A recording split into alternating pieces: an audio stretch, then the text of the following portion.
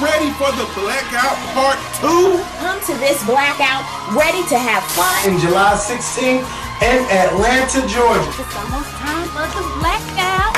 Hey, is you ready for the blackout? Hey.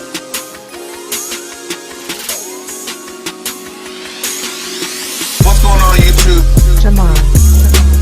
What's going on YouTube? Washington.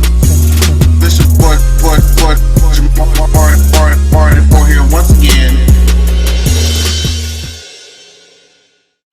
Hey, what's going on YouTube? This is your boy Jamar for here once again, and once again I have to apologize for this being so late. There's just been a lot of things going on in the personal life to where it's basically just taken a whole lot of my time, and I thought about, just skipping this week, but then I was like, no, a lot of my subscribers do really look forward to, my videos and my recaps of certain shows, so I'm not going to let my channel suffer because of personal drama.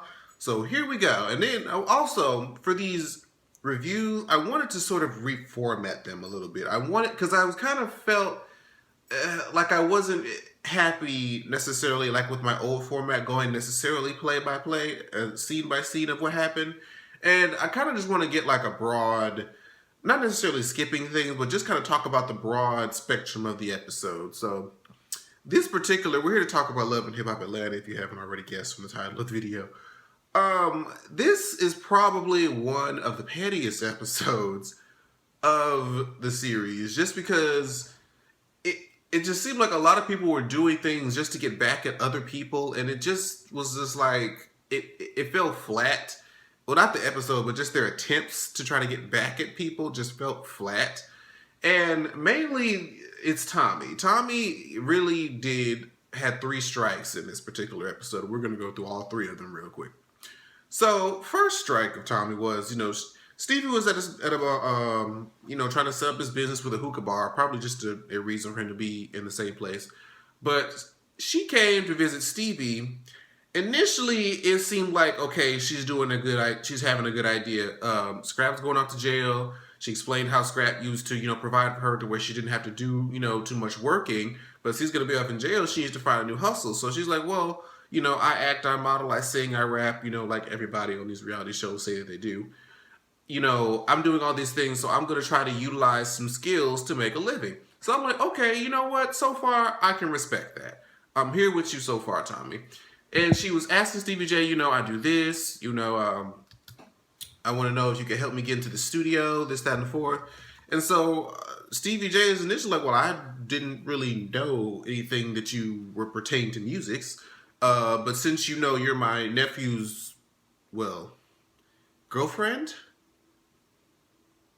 I'm just going to put that in quotation marks. I'm not sure what he is or what she is to Scrap. But since you're close to Scrap, I'm going to give you, a chance. And so at first she was trying to talk like she was actually about her business. But then the strike came when she tried to, turn around, show her ass and do all this other stuff. And basically say, I'm not really trying to progress on my own talent and actual abilities. But I'm just going to try to progress up the ladder by sleeping with you. Thus making you do things for me without me actually having to earn it. So that was like, all right, you know what? I was with you, Tommy, until you just, sorry, my phone had cut off. But yeah, you started off so well, you started off so respectable, but once you turned around and trying to just show your ass and basically make it via sex up the ladder, I'm like, okay, strike 1, bitch. Strike 2. Carly had to, Life, I'm getting all the people's names mixed up, Chad. Scrap had to give the info to Carly that he's going to be going off to jail. Of course, they just went and had this elaborate weekend, apparently, at this hotel. And, they stress relieved. You know what goes involved in stress relieving. So they're in the car, they're kicking and having fun. And she's talking about how much she's liking him. And she's, wondering whatever happened to Life. Like, Life was doing all this stuff. And now he's nowhere to be found. And now I have Scrap here. And he's not, claiming his other 2 baby mamas. Or, his baby mama and whatever Tommy is supposed to be. He's not claiming them. So I'm just going to take the top spot. And I'm just going to be good to go. So we had to tell her that, I'm going to be, going off. And of course, Carly's sad, this, that, and the fourth. Understandable. Because, I kind of feel like that sometimes. Every time you feel like you like somebody and you feel like somebody has some promise to them, all of a sudden shit goes far to the left, like Beyonce. And you just sitting here left looking like, what the fuck? So I totally get where Carly was coming from, being with that kind of frustration. But where Tommy went wrong was strike two. Apparently, Scrap let her borrow his car. And apparently, there was a hotel receipt left in the car. And it looked like she had like a balled up piece of paper that was like printed out. I don't know about y'all, but I've never gotten a hotel receipt that was printed out like that.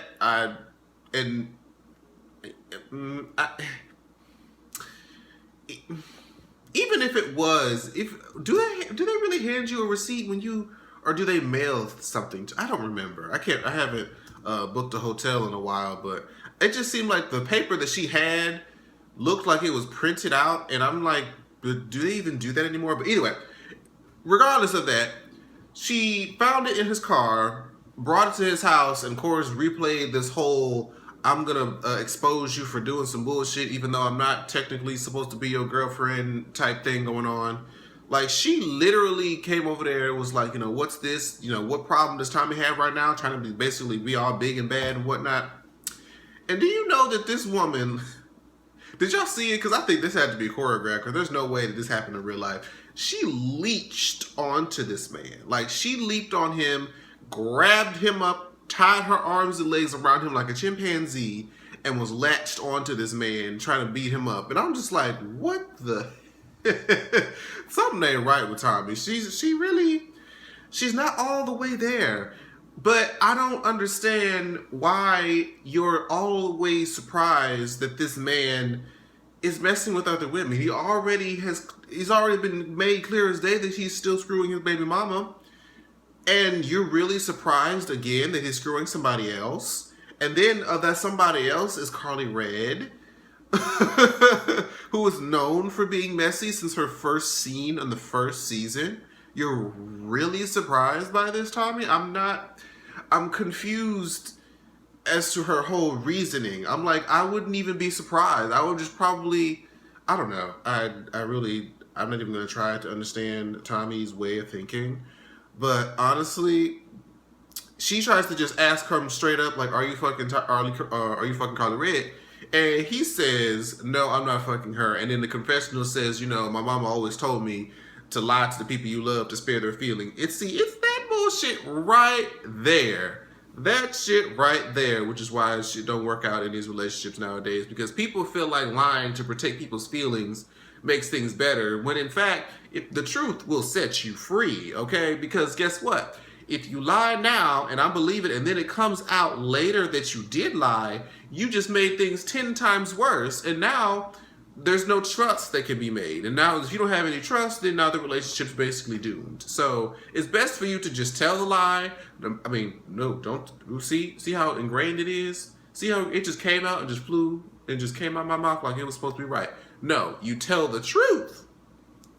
Tell the truth, no matter how hurtful it may be, no matter how hard it is to hear, and no matter how hard it is to even say sometimes. The truth will always set you free, because guess what? The truth doesn't change. It is what it is. And once you dealt with it, there's nothing left to hide. So it makes more sense to just go ahead, get it out there, get whatever is going to come with it over with, because not like you didn't do it. You did do it. It's your fault. You did something wrong. So you might as well own up to it, because eventually, especially since it was supposed to be reality TV and done on camera, it's going to come out anyways. So why lie? That makes no sense. But that was his whole viewing of it. And then here she goes again with this whole spiel of crying and shit. And I'm just like, girl. And eyes dry as hell. I'm like, all right, we're gonna pull this whole thing again. And then she tried. This is the part that threw me the furthest, is because she tried to talk about how she's gonna be messing around with Stevie J and how he's gonna be eating her out and pleasuring her, and she's gonna be basically, smashing the crew. And I'm like, and I was with Scrap. I'm like, you're bragging about this? This is something that you're proud to announce? Like, what? Like, how am I supposed to feel a way about you doing that? Like, if that's really the kind of person you want to go and be, like he said, I'm going to give you their contact information. I'm going to give you their business cards. I'm going to give you their addresses. Like, whatever you need to do, what it is you feel you need to do, I'll help you do that so you can go and be happy because he said that you're pathetic, and that's true. Like, Tommy, what were you thinking? Like, if you were really going to go to Stevie J and try to do a reputable career, even though we know your songs may not go anywhere because who are you? But still, just the fact that if you really tried to go into the studio, make some music, make something of yourself, to make yourself independent of Scrap, I could have respected that. I could have respected that. But for you to basically say, I'm going to go and try to screw your uncle to get back at you, what? What? How? I don't know. Somebody has to explain Tommy's logic to me, because as far as what I can see right now, it makes literally little to no sense. And this is strike 3 for Tommy. So, Scrap tells Carly about what Tommy did at her house, and Carly starts to get the feeling like, I don't really too much want to be, it seems like you say that you're not involved with Tommy, but yet she feels like she can come to your house and talk to you about another girl having a receipt in your car, and you still maybe be involved with your baby mama, and you got this whole triangle thing going on, and I'm not really too much interested in participating in this activity. And she had every right to feel like that, because this man comes with all this baggage. You say you're not claiming them, you say you're not in a relationship, but yet you still come with all this drama. Like, if you're not involved with these women, how is it that they're able to just come and wreak havoc in your life, okay? So Carly Red's kind of like, I don't know about this. So she's doing her little radio show or whatever, and Tommy comes up and is saying, well, I guess she feels a way because I guess they tried to portray her as friends back when the first episode, when Carly was trying to help Tommy find out about Sierra at her job and whatever. And I guess she's saying, oh, you old bitch, you try to take man and all this other stuff. I mean, I guess in a way that is kind of, messed up if you, were trying to be my friend, but now you fucking my man. But the thing is, it's Carly Red. Everybody just knows Carly Red is messy. Like, why would you really entrust Carly Red to do the right thing? And then also you're supposed to be in a relationship with Scrap. If Scrap is the one who, from what I can recall, was the one that was pursuing this woman, it seems like most of your energy should be towards him. But then again, y'all are in a relationship, so it really doesn't matter what. You know what? It just seemed like Tommy is exerting all this energy into people who really don't even matter. Like, Carly Red was just your friend just so she could have a chance to be messy and see people, go at it about, oh, I'm with somebody, but she's still messing with their baby mama. That's all that was. She wasn't really trying to be your friend. She was just trying to get close enough to you so she can get the juicy tea on the situation and laugh about it. That's pretty much all that Carly Red was trying to do. So she wasn't really your friend, so there really is no need to get mad at her for that particular reason. And you're trying to check Scrap about all this stuff that he's doing with all these other women. I'm like, how many women does he have to cheat on you on for you to just be like, fuck him and go about your life? Okay? And when I say go about your life, don't try to go about your life sucking the next dick or the next executive producer who you think is going to get you the next come up. Like, no, Tommy. She is a beautiful woman, but she's just not quite, where she should be, and it's rather disappointing. So that was strike 3 for Tommy. I just don't know what she's gonna do. She tried to jump on Carly Red at the end of the episode. So that was the main part of the episode. Now there was a couple little side stories. Of course, we saw about Ernest and Mama D. We learned a little bit more about Mama D's past, how apparently she was in medicine, which is interesting. But she had a bad car accident. She became really dependent, and I guess her and Ernest were dating at the time, and he was into the streets. And since she couldn't really go out and work, she kind of just helped him, and they got her into the streets. then he went off to jail, and then of course the streets was all that she knew at that point, so she had to become a pimp or a madam, whatever you call them, to support her family. So that's kind of how she got to where she got to, and how she's bipolar and all this other stuff goes on. So we got a little bit of a history with Mama D, from Ernest talking to Charlene, which is Rashida's mama. And she suggested they should go see this pastor about, their issues, and they just kind of laid it all out there on the line. Like they tried to say about the issue that they had going on in the bedroom, and I can understand, like, when you're talking to a pastor, I mean, I know it's a man-to-man conversation, but some things just feel like they shouldn't be mentioned or at least if you're gonna have to bring it up, you shouldn't just bring it up in just frank terms. You shouldn't just say how 1 minute she'll say how fine you are, but then the next minute talk about how she's not going to get any dick tonight. Like, it just seems in the presence of a pastor, you wouldn't use that terminology, but I guess when you're on Love and Hip Hop, anything goes. And Mama D, I shouldn't be surprised, but I couldn't help but notice, her hair in the the scenes of her doing the counseling, that part, I always hated girls that had hair that had that deep part where it's literally just scalp, bald scalp, a big gap of bald scalp, and then this straight hair just exudes from it. I'm like, there's no way that the skin on your forehead literally just extends all the way through the middle of your head and yet immediately sprouts into, no, that is not a natural looking part at all. It just makes you look bald right here. And then, because the rest of that's weave. We know that. But the fact that it just looks bald in this part and goes up, it looks terrible. But that was just the only distracting part of the scene for me. I was just like, y'all just, I don't know. I don't, and you know what? I don't think it's just her, because I've seen regular everyday women pull this same thing, and I'm just like, why? That looks terrible. But anyways, last thing we're gonna talk about is this whole scandal about how,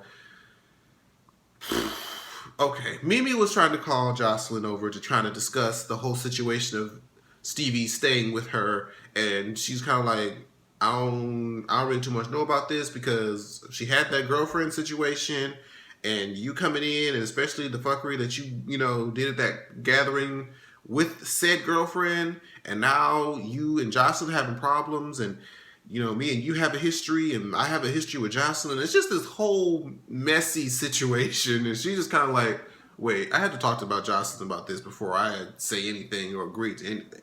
So that was going to be her initial reason for meeting with her, but yet Joseline came with even more piping hot tea. Now, initially, I think she was going to talk about, the contract, about the one that her and Stevie wrote up, which is null and void. We know at this point, just all, fine and good. But she says that she found out that Stevie had not one, but two new babies. Now, she's upset for multiple reasons. Just mainly, not only do they have their own problems with the contract, okay, of controlling her and this, that, and the fourth, not helping her with her career. Then you have the fact that he already has 5 other baby mamas. Is it 5 other baby? I don't think he has 5 other baby mamas, but at least 2 or 3 other baby mamas. Then, the fact that Justin has always talked about having a baby, off and on throughout the seasons, but yet she still hadn't had one. And so she's just feeling all types of ways. And she's coming into the meeting with Mimi crying and boo-hooing about all these issues that she's having with Stevie J. And Mimi's kind of feeling like, ain't this about a bitch, though? Like, me and him used to have these problems about you, but now you're literally having the same problems with the same man about relatively the same thing. And I'm like, that is interesting how karma will just come full circle. But even though she said she never thought she would feel sympathy for Joseline because of their history, she does, I guess just as a woman. And it is a really messed up situation. And now Mimi doesn't trust anything that Stevie says because she's mad at him for not really giving her the full information, which I guess we see next week how that whole interaction goes down. But that's crazy. That's really just crazy that how that went down. I do kind of feel bad for Joseline a little bit. A little bit. I think I do. I'm not sure, honestly. But, well, at least I'm glad she's out her contract. She don't have to really listen to anything that Stevie says anymore, so that's good. So, but thank you guys so much for watching. I enjoyed the episode. I hope you guys are still able to engage in the comments below. I hope it's not too late. But yeah, thank you guys so much for watching again, and I'll see you guys in the next video. Bye-bye. Like, share, subscribe. Washington.